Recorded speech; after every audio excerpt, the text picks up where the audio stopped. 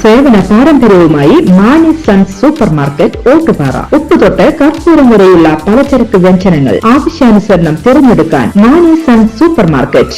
Branded അരികൾ, പ്രമുഖ കമ്പനികളുടെ ബിരിയാണി അരികൾ, ബ്രാൻഡഡ് കറി പൗഡറുകൾ, സ്പൈസസ്, ഡ്രൈ ഫ്രൂട്ട്സ്, എസൻസ് എന്നിവയും സ്റ്റീൽ, അലുമിനിയം, പ്ലാസ്റ്റിക് തുടങ്ങിയ ഹോം അപ്ലയൻസിന്റെ വിപുലമായ ശേഖരം. വ്യാപാരികൾക്കായി ഹോൾസെയിൽ സംവിധാനം. എല്ലാവിധ പലചരക്ക് സാധനങ്ങളും ഒരു കുടക്കീഴിലൊരുക്കി നിങ്ങളെ സ്വാഗതം ചെയ്യുന്നു.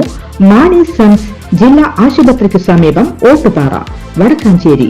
Phone number 9072303443 8078417443.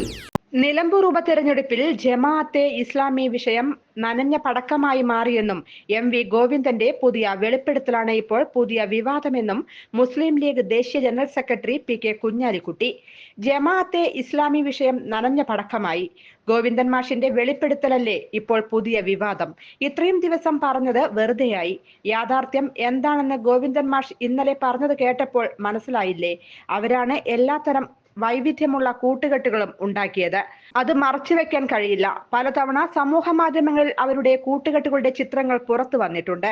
കോൺഗ്രസ് ഇതുവരെ അങ്ങനെ ഒരു കൂട്ടുകെട്ടും ഉണ്ടാക്കിയിട്ടില്ല.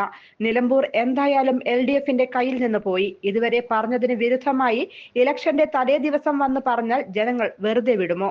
കുഞ്ഞാലിക്കുട്ടി ചോദിച്ചു. അതേസമയം നിലമ്പൂർ തിരഞ്ഞെടുപ്പ് കേരളം കാത്തിരിക്കുന്ന തിരഞ്ഞെടുപ്പാണെന്നും സംസ്ഥാനത്ത് ആഞ്ഞടിക്കുന്ന ഭരണവിരുദ്ധ വികാരം UDFന് അനുകൂലമാണെന്നും മുസ്ലിം ലീഗ് സംസ്ഥാന അധ്യക്ഷൻ സാദിഖ് അലി ശിഹാബ് തങ്ങൾ മാധ്യമങ്ങളോട് പറഞ്ഞു.